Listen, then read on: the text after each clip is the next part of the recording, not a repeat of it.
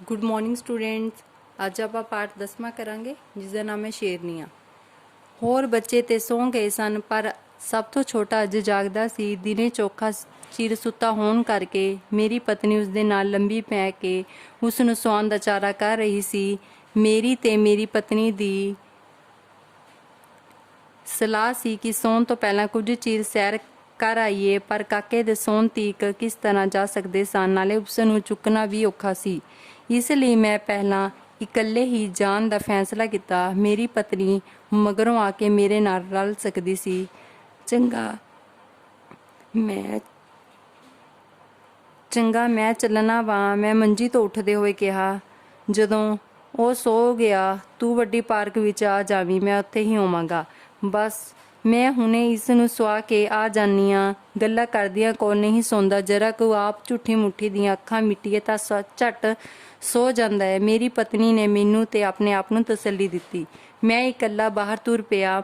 Model town ਦੀ ਇਸ ਸੜਕ ਦੇ ਦੋਹੀਂ ਪਾਸੇ ਮਕਾਨਾਂ ਵਿੱਚ ਬੱਤੀਆਂ ਅਜੇ ਜਗ ਰਹੀਆਂ ਸਨ। ਲੋਕੀ ਸੁੱਤੇ ਤੇ ਨਹੀਂ ਸਨ, ਪਰ ਸੌਣ ਵਾਲੇ ਜਾਪਦੇ ਸਨ। ਪਾਰਕ ਬਹੁਤ ਵੱਡੀ ਸੀ। ਹੇਠਾਂ ਸਾਫ਼ ਪੱਧਰੀ ਜ਼ਮੀਨ ਉੱਤੇ ਘਾਹ ਉੱਗਿਆ ਹੋਇਆ ਸੀ ਤੇ ਆਲੇ ਦੁਆਲੇ ਤਾਰ ਲੱਗੀ ਹੋਈ ਸੀ। ਲੰਘਣ ਲਈ ਵਿੱਚ ਕਿਤੇ ਕਿਤੇ ਖੱਪੇ ਛੱਡੇ ਹੋਏ ਸਨ। ਇੱਕ ਪਾਸੇ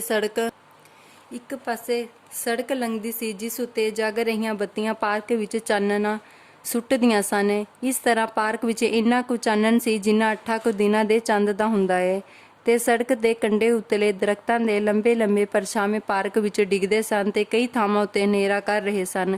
ਪਾਰਕ ਦੁਆਲੇ ਦੀ ਤਾਰ ਵਿਚਲੇ ਰਾਹਾਂ ਦਾ ਮੈਨੂੰ ਪਤਾ ਸੀ, ਪਰ ਇਸ ਵੇਲੇ ਰਾਹੋਂ ਲੰਘਣ ਦੀ ਥਾਂ ਮੇਰਾ ਤਾਰ ਟੱਪ ਕੇ ਹੀ ਜਾਣ ਨੂੰ ਜੀ ਕੀਤਾ।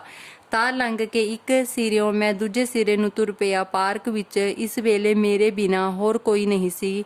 ਦੂਜੇ ਸਿਰੇ ਅੱਪੜ ਕੇ ਜਦ ਮੈਂ ਪਿਛਾਂਹ ਨੂੰ ਮੁੜਿਆ ਤਾਂ ਅਗਲੇ ਸਿਰੇ ਕੋਲ ਇੱਕ ਦਰਖਤ ਦੇ ਪਰਛਾਵੇਂ ਹੇਠ ਕੁਝ ਹੋਰ ਆਦਮੀ ਆ ਖਲੋਤੇ ਜਾਪਦੇ ਸਨ। ਕੁਝ ਨੇੜੇ ਆ ਕੇ ਮੈਨੂੰ ਦਿਸਿਆ ਕਿ ਉਹ 2 ਸਨ ਤੇ ਉਹਨਾਂ ਕੋਲ ਸਾਈਕਲ ਵੀ ਸਨ। ਇਹ ਤੇ ਕੁੜੀਆਂ ਸਨ। ਦੁਪੱਟੇ ਹੇਠਾਂ ਲਮਕ ਰਹੇ ਸਨ। ਇਹ ਇਸ ਵੇਲੇ ਸਾਈਕਲ ਲੈ ਕੇ ਖੜੀਆਂ ਇੱਥੇ ਕੀ ਕਰ ਰਹੀਆਂ ਨੇ? ਕਿਧਰੇ ਜਾਣਾ ਹੋਣਾ। ਪਰ ਇਸ ਵੇਲੇ ਜਦੋਂ ਮਾਡਲ ਟਾਊਨ ਦੇ ਸ਼ੌਕੀਨ ਤੇ ਬਹੁਤੀ ਦੇਰ ਤੱਕ ਜਾਗਣ ਵਾਲੇ ਲੋਕ ਵੀ ਸੌਣ ਨੂੰ ਫਿਰਦੇ ਨੇ, ਇਹਨਾਂ ਕਿੱਥੇ ਜਾਣਾ ਹੈ? ਹੁਣ ਫਿਰ ਮੈਂ ਪਾਰਕ ਦੇ ਦੂਜੇ ਪਾਸੇ ਜਾ ਰਿਹਾ ਸਾਂ, ਕੁੜੀਆਂ ਤੋਂ ਦੂਰ ਵਾਲੇ ਪਾਸੇ। ਥੋੜ੍ਹੀ ਜਿਹੀ ਧੌਣ ਧੁਆ ਕੇ ਮੈਂ ਪਿਛਾਂਹ ਵੇਖਿਆ। ਕੁੜੀਆਂ ਉੱਥੇ ਹੀ ਖਲੋਤੀਆਂ ਸਨ, ਮਤਲਬ ਖੜੀਆਂ ਸੀ। ਖਲੋਤੀਆਂ ਨੂੰ ਕਿਹਾ ਜਾਂਦਾ ਹੈ ਖੜੇ ਹੋਣਾ। ਕੁਝ ਪੈਰ ਅੱਗੇ ਜਾ ਕੇ ਮੈਂ ਫਿਰ ਵੇਖਿਆ, ਕੁੜੀਆਂ ਅਜੇ ਵੀ ਉੱਥੇ ਹੀ ਖੜੀਆਂ ਸਨ। ਜਦੋਂ ਮੈਂ ਸਿਰੇ ਉੱਤੇ ਅੱਪੜ ਕੇ ਪਿਛਾਂਹ ਮੁੜਿਆ ਤਾਂ ਵੀ ਕੁੜੀਆਂ ਉੱਥੇ ਹੀ ਖਲੋਤੀਆਂ ਸਨ। ਅੱਪੜਨਾ ਮਤਲਬ ਪਹੁੰਚਣਾ। ਵੇਖਣ ਨੂੰ ਤੇ ਅਸੀਂ ਦੋਵੇਂ ਧਿਰਾਂ ਆਪੋ ਆਪਣੇ ਕੰਮ ਲੱਗੀਆਂ ਹੋਈਆਂ ਸਾਂ। ਮੈਂ ਸੈਰ ਵਿੱਚ ਤੇ ਉਹ ਉਡੀਕ ਵਿੱਚ। ਪਰ ਮੇਰੀ ਸੈਰ ਦਾ ਭਾਵ ਉਹਨਾਂ ਦੀ ਉਡੀਕ ਦਾ ਅੰਤ ਵੇਖਣਾ ਸੀ, ਅਤੇ ਉਹ ਸ਼ਾਇਦ ਮੇਰੀ ਸੈਰ ਦਾ ਅੰਤ ਉਡੀਕ ਰਹੀਆਂ ਸਨ। ਅਜੀਬ ਨਾਟਕ ਹੋ ਰਿਹਾ ਸੀ, ਕਿਉਂਕਿ ਉਹ ਜਿਹੜਾ ਸੈਰ ਕਰਨ ਆਏ ਸੀਗੇ ਲੇਖਕ, ਉਹ ਵੀ ਦੇਖ ਰਿਹਾ ਕਿ ਉਹ ਚਲੀਆਂ ਜਾਣ। ਜਿਹੜੀਆਂ ਸਾਈਕਲ ਲੈ ਕੇ ਖੜੀਆਂ ਨੇ ਔਰਤਾਂ, ਉਹ ਵੀ ਦੇਖ ਰਹੀਆਂ ਨੇ ਕਿ ਇਹ ਚਲਾ ਜਾਵੇ ਤਾਂ ਅਸੀਂ ਆਪਣੀ ਸਾਈਕਲ ਚਲਾਈਏ। ਉਹ ਕਹਿੰਦੇ ਇਸ ਤਰ੍ਹਾਂ ਲੱਗ ਰਿਹਾ ਸੀ ਜਿਵੇਂ ਕੋਈ ਨਾਟਕ ਚੱਲ ਰਿਹਾ ਹੋਵੇ। ਹੁਣ ਮੈਂ ਦੂਜੀ ਵਾਰ ਉਹਨਾਂ ਵੱਲ ਨੂੰ ਤੁਰ ਆ ਰਿਹਾ ਸਾਂ। ਕੁਝ ਨੇੜੇ ਆ ਕੇ ਮੈਨੂੰ ਪਤਾ ਲੱਗਾ ਕਿ ਉਹ ਗੱਲਾਂ ਕਰ ਰਹੀਆਂ ਨੇ। ਜਦੋਂ ਮੈਂ ਹੋਰ ਨੇੜੇ ਆਇਆ ਤਾਂ ਉਹ ਗੱਲਾਂ ਕਰਨੋਂ ਵੀ ਹਟ ਗਈਆਂ।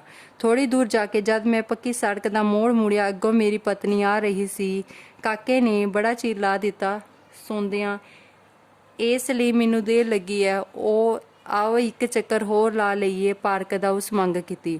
ਅਸੀਂ ਫਿਰ ਪਿਛਾਂਹ ਤੁਰ ਪਏ। ਜਦੋਂ ਅਸੀਂ ਉਹ ਮੋੜ ਮੁੜੇ ਤਾਂ ਪਾਰਕ ਵਿੱਚ 2 ਸਾਈਕਲਾਂ ਪਰਾਂ ਨੂੰ ਜਾ ਰਹੀਆਂ ਸਨ। ਉਡੀਕ ਕੇ ਉਹ ਕੁੜੀਆਂ ਆਪੇ ਹੀ ਤੁਰ ਚੱਲੀਆਂ ਨੇ। ਮੈਂ ਸੋਚਿਆ ਵੀ ਉਹ ਮੇਰੀ ਉਡੀਕ ਕਰਕੇ ਵੀ ਉਹ ਚਲਾ ਗਿਆ ਤਾਂ ਉਹ ਵੀ ਚੱਲ ਪਈਆਂ। ਔਰਤਾਂ ਜਿਹੜੀ ਖੜੀਆਂ ਸੀ ਸਾਈਕਲ ਲੈ ਕੇ, ਕੁੜੀਆਂ ਸੀਗੀਆਂ ਜਿਹੜੀ।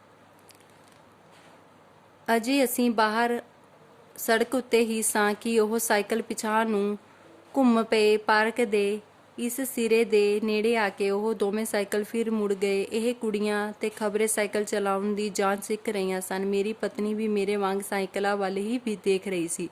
ਕਹਿਣ ਲੱਗੀ, ਪਤਾ ਨਹੀਂ ਇਹ ਕਿਹੜੀਆਂ ਨੇ ਸਾਈਕਲ ਸਿੱਖਦੀਆਂ। ਮਾਡਲ ਟਾਊਨ ਦੀਆਂ ਢੇਰ ਸਾਰੀਆਂ ਕੁੜੀਆਂ ਨੂੰ ਉਹ ਜਾਣਦੀ ਸੀ। ਜਦੋਂ ਅਸੀਂ ਪਾਰਕ ਵਿੱਚ ਵੜੇ ਤਾਂ ਕੁੜੀਆਂ ਸਾਈਕਲਾਂ ਤੋਂ ਉਤਰ ਗਈਆਂ ਤੇ ਪਹਿਲਾਂ ਵਾਂਗ ਉਸੇ ਦਰਖਤ ਦੀ ਛਾਵੇਂ ਖਲੋ ਗਈਆਂ। ਖਲੋ ਜਾਣਾ ਮਤਲਬ ਖੜੇ ਹੋ ਜਾਣਾ। ਮੇਰੀ ਪਤਨੀ ਉਹਨਾਂ ਕੁੜੀਆਂ ਨੂੰ ਪਛਾਣਨਾ ਚਾਹੁੰਦੀ ਸੀ। ਅਸੀਂ ਟਹਿਲਦੇ ਉਹਨਾਂ ਦੇ ਨੇੜੇ ਹੁੰਦੇ ਗਏ। ਜਨਾਨੀ ਨਾਲ ਹੋਣ ਕਰਕੇ ਮੈਨੂੰ ਉਹਨਾਂ ਦੇ ਨੇੜੇ ਜਾਂਦਿਆਂ ਕੋਈ ਡਰ ਨਹੀਂ ਸੀ। ਤੁਸੀਂ ਉੱਤਰ ਕਿਉਂ ਗਈਆਂ ਹੋ? ਇਹ ਤਾਂ ਸਰੋਜ ਤੇ ਵੀਨਾ ਨੇ। ਉਸਨੇ ਉਹਨਾਂ ਵੱਲ ਹੱਥ ਕਰਕੇ ਮੈਨੂੰ ਦੱਸਿਆ ਕਿ ਫਿਰ ਉਹਨਾਂ ਨੂੰ ਕਿਹਾ, ਚਲਾਓ ਜਰਾ ਅਸੀਂ ਵੀ ਦੇਖੀਏ। ਥੱਕ ਗਈਆਂ ਵਾਂ, ਜਰਾ ਸਾਹ ਲੈ ਕੇ ਚਲਾਵਾਂਗੀਆਂ। ਜਿਹੜੀ ਉਹਨਾਂ ਵਿੱਚੋਂ ਸਰੋਜ ਸੀ ਉਸਨੇ ਬਹਾਨਾ ਬਣਾਇਆ। ਇਹ ਆਪਣੇ ਆਪ ਨੂੰ ਮੇਰੀ ਪਤਨੀ ਦੇ ਬਹੁਤਾ ਨੇੜੇ ਸਮਝਦੀ ਜਾਪਦੀ ਸੀ। ਕਦੋਂ ਕੁ ਦੀਆਂ ਚਲਾਉਂਦੀਆਂ ਪਈਆਂ ਹੋ? ਮੇਰੀ ਪਤਨੀ ਨੇ ਉਹਨਾਂ ਦੇ ਥੱਕ ਜਾਣ ਉੱਤੇ ਪੁੱਛਿਆ। ਨਹੀਂ ਭੈਣ ਜੀ, ਅਜੇ ਤਾਂ ਅਸਾਂ 2-3 ਚੱਕਰ ਹੀ ਲਾਏ ਨੇ। ਉਂਝ ਸਾਨੂੰ ਸੰਗ ਆਉਂਦੀ ਹੈ। ਸੰਗ ਆਉਣੀ ਮਤਲਬ ਸ਼ਰਮਾਉਣਾ, ਵੀਨਾ ਨੇ ਕਿਹਾ। ਸ਼ਾਇਦ ਉਸਨੇ ਬੁੱਝ ਲਿਆ ਸੀ ਕਿ ਮੈਂ ਹੀ ਉੱਥੇ ਸੈਰ ਕਰਦਾ ਗਿਆ ਸਾਂ ਤੇ ਇਸ ਲਈ ਠੀਕ ਠਾਕ ਦੱਸ ਦਿੱਤਾ। ਸੰਗ ਕਰਕੇ ਹੀ ਇਸ ਵੇਲੇ ਆਉਂਦੀਆਂ ਹੋ। ਹੋਰ ਕੀ ਕਰੀਏ, ਪਾਰਕ ਵੇਲੇ ਹੀ ਇਸ ਵੇਲੇ ਹੁੰਦੀ ਹੈ। ਤਿੱਖੇ ਜਵਾਬ ਦੇਣ ਲਈ ਗੱਲ ਫਿਰ ਸਰੋਜ ਨੇ ਫੜ ਲਈ ਸੀ। ਤੇ ਇੰਨਾ ਤੁਹਾਨੂੰ ਕੀ ਚਾਅ ਚੜਿਆ ਸਾਈਕਲਾਂ ਦਾ? ਅੱਧੀ ਰਾਤੀ ਲੁਕ ਕੇ ਸਿੱਖਦੀਆਂ ਫਿਰਦੀਆਂ ਹੋ। ਨਹੀਂ, ਚਾਅ ਕਾਹਦਾ ਏ, ਬਸ ਲੋੜ ਹੈ। ਲੋੜ ਕੀ? ਹੁਣ ਸਾਈਕਲਾਂ ਉੱਤੇ ਪੜ੍ਹਾਉਣ ਜਾਇਆ ਕਰੋਗੀਆਂ? ਹਾਂ, ਵੇਖੋ ਨਾ ਭੈਣ ਜੀ, ਵੀਨਾ ਫਿਰ ਸਮਝਾਉਣ ਲੱਗੀ। ਪਹਿਲਾਂ ਘਰੋਂ ਤੁਰ ਕੇ ਅੱਡੇ ਉੱਤੇ ਜਾਓ, ਫਿਰ ਬੱਸ ਤੋਂ ਉਤਰ ਕੇ ਤੁਰ ਕੇ ਪਿੰਡ ਅੱਪੜੋ। ਸੜਕ ਤੋਂ ਮੀਲ ਦੂਰ ਪਿੰਡ ਨੇ ਜਿੱਥੇ ਅਸੀਂ ਪੜ੍ਹਾਉਂਦੀਆਂ ਵਾਂ। ਇਹਦਾ ਦੇ ਕੋਈ 2 ਪੈਰ ਘੱਟ ਹੋਵੇਗੇ, ਪਰ ਮੇਰਾ ਤੇ ਪੂਰਾ ਮੀਲ ਹੈ। ਸਾਰਾ ਪੈਡਾ ਉਜਾੜ ਬਿਆਬਾਨ। ਦੱਸੋ ਭੈਣ ਜੀ, ਭਲਾ ਸਾਡਾ ਉੱਥੇ ਕੌਣ ਹੈ? ਸੱਚੀ ਇੰਨਾ ਡਰ ਆਉਂਦਾ ਹੈ, ਪਤਾ ਨਹੀਂ ਪਿੰਡ ਅੱਪੜਨ ਕਿਵੇਂ ਜਨਾਨੀਆਂ ਵਾ। ਹਾਂ, ਡਰ ਤੇ ਬਹੁਤ ਹੀ ਆਉਂਦਾ ਹੋਣਾ ਏ। ਮੇਰੀ ਪਤਨੀ ਨੇ ਪਿੰਡ ਦੀ ਜੂਹਾਂ ਵਿੱਚ ਜਵਾਨ ਕੁੜੀਆਂ ਇਕੱਲੀਆਂ ਫਿਰਦੀਆਂ ਦਾ ਨਕਸ਼ਾ ਅੱਗੇ ਲਿਆ ਕੇ ਕਿਹਾ। ਭੈਣ ਜੀ, ਡੰਡੀ ਦੇ ਨਾਲ ਕਦੀ ਕਪਾਹ, ਕਦੀ ਮਕਈ, ਕਦੀ ਕਮਾ ਤੇ ਕਦੀ ਬਾਜਰਾ।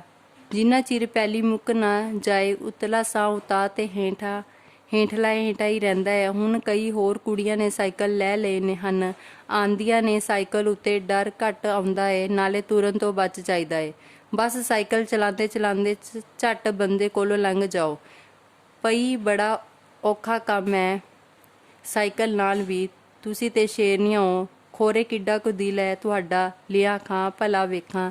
ਤੇ ਦਿਲ ਵੇਖਣ ਦੇ ਬਹਾਨੇ ਮੇਰੀ ਵਹੁਟੀ ਨੇ ਸਰੋਜ ਨੂੰ ਉਸਦੀ ਬਹਾਦਰੀ ਦੀ ਸ਼ਲਾਘਾ ਵਿੱਚ ਆਪਣੀ ਜੱਫੀ ਵਿੱਚ ਘੁੱਟ ਲਿਆ। ਸ਼ਲਾਘਾ ਦੇ ਨਾਲ ਇਹ ਵਿਦਾਇਗੀ ਵੀ ਸੀ। ਜਦੋਂ ਉਹਨਾਂ ਤੋਂ ਵੱਖ ਹੋ ਕੇ ਅਸੀਂ ਸੜਕ ਉੱਤੇ ਆਏ ਤਾਂ ਮੇਰੀ ਪਤਨੀ ਨੇ ਕਿਹਾ, ਇਹ ਦੋਵੇਂ ਮਾਸਟਰਨੀਆਂ ਨੇ। ਇੱਥੇ ਸ਼ਹਿਰ ਵਿੱਚ ਕਿਸੇ ਸਕੂਲੇ ਜਗ੍ਹਾ ਨਹੀਂ ਮਿਲੀ। ਪਿੰਡਾਂ ਵਿੱਚ ਨੌਕਰੀਆਂ ਮਿਲ ਜਾਂਦੀਆਂ ਨੇ। ਹੁਣ ਇਹ ਉੱਥੇ ਪੜ੍ਹਾਉਣ ਜਾਂਦੀਆਂ ਨੇ। ਬੜੀਆਂ ਬਹਾਦਰ ਨੇ ਇਹ ਕੁੜੀਆਂ। ਮੈਨੂੰ ਤੇ ਸ਼ਹਿਰੋਂ ਬਾਹਰ ਪੱਕੀ ਸੜਕ ਉੱਤੇ ਵੀ ਡਰ ਲੱਗੇ। ਉਸ ਨੇ ਫਿਰ ਸ਼ਲਾਘਾ ਕੀਤੀ। ਉਸ ਦੀ ਸ਼ਲਾਘਾ ਸਾਹਮਣੇ ਮੇਰੀ ਸ਼ਰਮਿੰਦਗੀ ਹੋਰ ਵੱਧ ਗਈ। ਆਪਣੇ ਆਪ ਨੂੰ ਹੌਲਾ ਕਰਨ ਲਈ ਮੈਂ ਕਿਹਾ, ਅੱਗੇ ਜਦੋਂ ਮੈਂ ਆਇਆ ਤਾਂ ਇਹ ਇਸੇ ਤਰ੍ਹਾਂ ਦਰਖਤ ਹੇਠਾਂ ਲੁਕੇ ਖਲੋਤੀਆਂ ਸਨ। ਮੈਂ ਤਾਂ ਕੁਝ ਹੋਰ ਹੀ ਸਮਝਿਆ। ਚੰਗਾ ਹੋਇਆ ਅਸੀਂ ਫਿਰ ਆ ਗਏ। ਕੰਮ ਕਰਨ ਵਾਲੀਆਂ ਕੁੜੀਆਂ ਉੱਤੇ ਬੜੀਆਂ ਤੋਹਮਤਾਂ ਲੱਗਦੀਆਂ ਨੇ। ਮੇਰੀ ਪਤਨੀ ਨੇ ਖਿਝ ਕੇ ਕਿਹਾ, ਹਰ ਇੱਕ ਨੂੰ ਭੁਲੇਖਾ ਪੈ ਜਾਂਦਾ ਹੈ। ਮੈਂ ਤੁਹਾਨੂੰ ਇੱਕ ਬੜੀ ਸੁਆਦਲੀ ਗੱਲ ਦੱਸਣੀ ਆ। ਇੱਕ ਵਾਰੀ ਮੈਂ ਤੇ ਮੇਰੀ ਭੈਣ ਫਿਰੋਜ਼ਪੁਰ ਆਪਣੇ ਘਰ ਅੱਗੇ ਸਵੇਰੇ ਘੁਸਮੁਸੇ ਜਿਹੇ ਵਿੱਚ ਫਿਰ ਰਹੀਆਂ ਸਾਂ। ਸਾਹਮਣਿਓਂ ਕਾਹਲੀ ਤੁਰਦੀ ਇੱਕ ਕੁੜੀ ਆਈ। ਕਦੀ ਉਹ 2 ਕੁ ਪੈਰ ਭੱਜ ਵੀ ਲੈਂਦੀ ਤੇ ਫਿਰ ਕਾਹਲੀ ਤੁਰਨ ਲੱਗ ਪੈਂਦੀ। ਜਦੋਂ ਸਾਡੇ ਨੇੜੇ ਆਈ ਤਾਂ ਮੂੰਹ ਦਿਸਿਆ ਤਾਂ ਘਬਰਾਈ ਹੋਈ ਵੀ ਡਾਢੀ ਜਾਪੀ। ਅਸੀਂ ਬੜੀਆਂ ਹੈਰਾਨ ਹੋਈਆਂ। ਸੈਰ ਕਰਨ ਵਾਲੀਆਂ ਕੁੜੀਆਂ ਤੇ ਇਸ ਤਰ੍ਹਾਂ ਨਹੀਂ ਭੱਜਦੀਆਂ। ਨਾ ਹੀ ਉੱਧਰ ਸਟੇਸ਼ਨ ਜਾਂ ਮੋਟਰਾਂ ਦਾ ਕੋਈ ਅੱਡਾ ਸੀ। ਭਲਾ ਕਿੱਥੇ ਜਾਂਦੀ ਹੈ, ਇਹ ਜਾਣਨ ਲਈ ਅਸੀਂ ਉਹਦੇ ਪਿੱਛੇ ਤੁਰ ਪਈਆਂ। ਉਹ ਅੱਗੇ ਤੇ ਅਸੀਂ ਮਗਰ। ਉਹ ਟੈਲੀਫੋਨ ਐਕਸਚੇਂਜ ਨੂੰ ਮੁੜ ਪਈ। ਅਸੀਂ ਸਮਝ ਲਿਆ ਕਿ ਟੈਲੀਫੋਨ ਓਪਰੇਟਰ ਸੀ ਤੇ ਉਸ ਨੂੰ ਕੇਬਲ ਡਿਊਟੀ ਤੋਂ ਦੇਰ ਹੋ ਗਈ ਸੀ। ਅਸੀਂ ਸੜਕ ਉੱਤੇ ਖੜੀਆਂ ਉਸ ਵੱਲ ਵੇਖਦੀਆਂ ਰਹੀਆਂ। ਅੰਦਰ ਜਾ ਕੇ ਉਹ ਆਪਣੀ ਕੁਰਸੀ ਉੱਤੇ ਬੈਠ ਗਈ ਅਤੇ ਅਸੀਂ ਸ਼ਰਮਿੰਦੀਆਂ ਹੁੰਦੀਆਂ ਪਿਛਾਂਹ ਮੁੜ ਆਈਆਂ। ਸੋ ਇਹ ਸੀ ਲੈਸਨ। ਲੇਡੀਜ਼ ਬਾਰੇ ਦੱਸਿਆ ਗਿਆ ਕਿ ਜਿਹੜੀ ਕੁੜੀਆਂ ਨੇ ਉਹ ਵੀ ਕਿਸੇ ਤੋਂ ਘੱਟ ਨਹੀਂ, ਉਹ ਵੀ ਸ਼ੇਰਨੀਆਂ ਹੁੰਦੀਆਂ ਨੇ, ਜਿਹੜਾ ਹਰ ਇੱਕ ਟਾਈਮ ਦਾ, ਹਰ ਇੱਕ ਸਮੇਂ ਦਾ ਮੁਕਾਬਲਾ ਕਰਦੀਆਂ ਨੇ, ਹਰ ਇੱਕ ਸਮਾਜ ਵਿੱਚ ਰਹਿ ਕੇ। ਸੋ ਇਹ ਸੀ ਅੱਜ ਆਪਣਾ ਲੈਸਨ। ਤੁਸੀਂ ਚੰਗੀ ਤਰ੍ਹਾਂ ਰੀਡ ਕਰਨਾ। ਥੈਂਕਸ।